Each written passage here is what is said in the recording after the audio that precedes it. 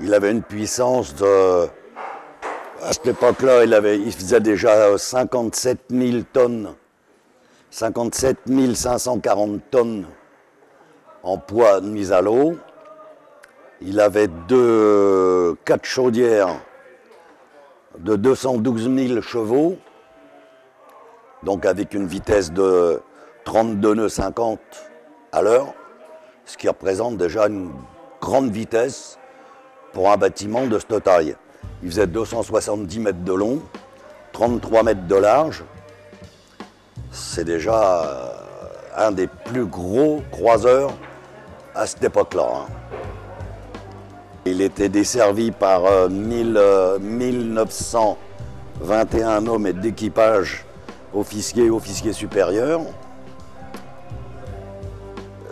Il a participé à beaucoup de combats et qui a été désarmé là, il y a 2 ans et qui maintenant sert de musée maintenant à Pearl Harbor. Voilà son histoire.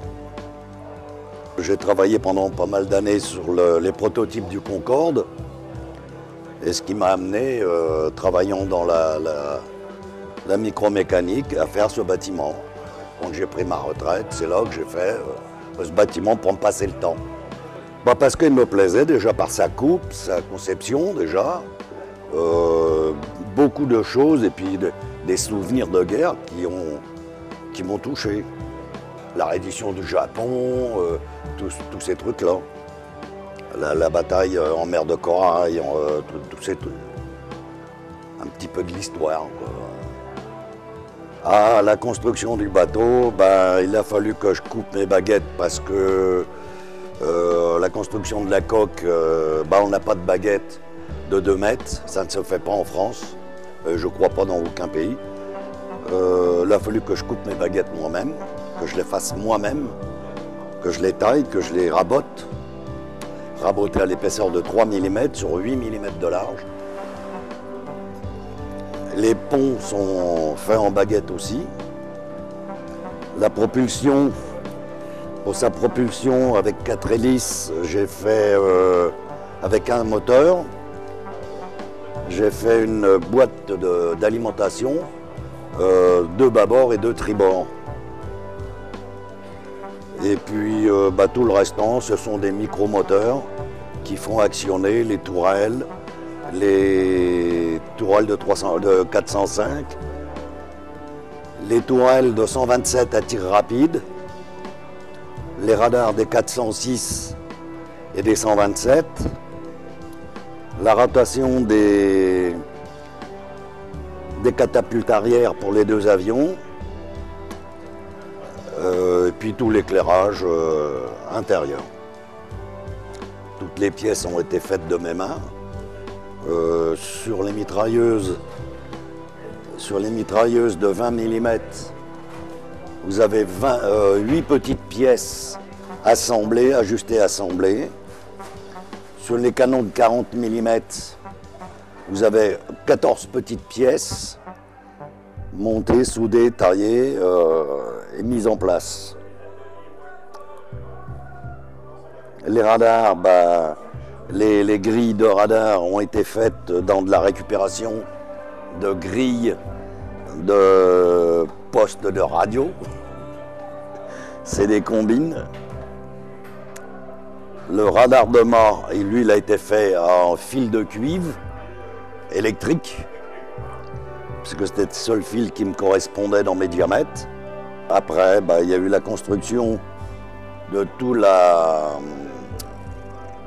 des chandeliers qui entourent tout le bateau, ce qui m'a fait percer 840 perçages de 4/10 pour les mettre en place et mise en place d'un fil de 4/10.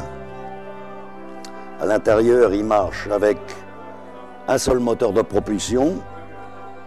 Il a 17 moteurs pour actionner les tourelles, les radars, les tourelles de 127.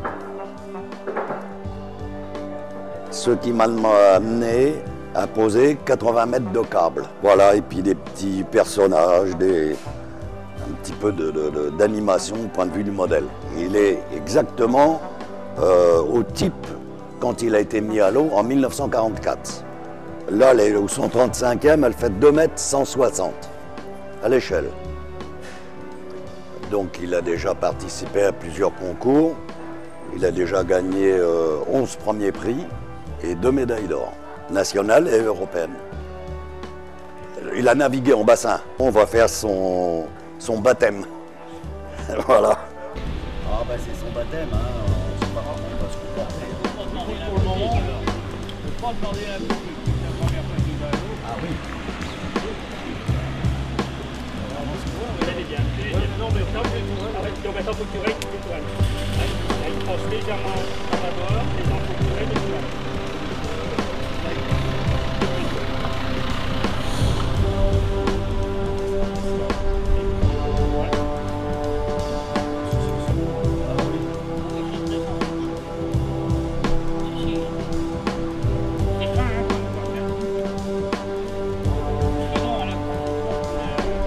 Exagéré. La preuve, par elle-même.